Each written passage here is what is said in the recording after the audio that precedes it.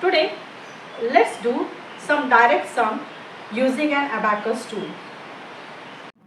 Let's do the sum today. So see, I'm not holding pen in my hand because if I hold the pen, you will not be able to see the beats movement. So I'm keeping my pen aside.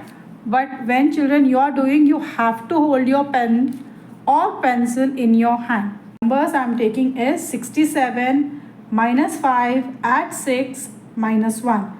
So 67 minus 5, add 6, minus 1. So the answer is 67. The next sum, 84, add 5, minus 8, add 5. So it is 84, add 5, minus 8, add 5. So the answer is 86.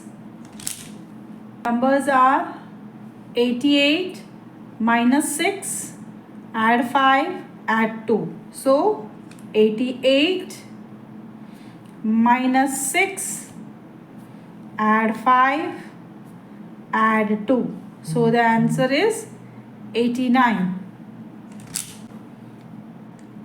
The another sum, the numbers are 97 minus 7, add 3, minus 1. So 97 minus 7, add 3, minus 1. So the answer is 92. Follow for more such informations.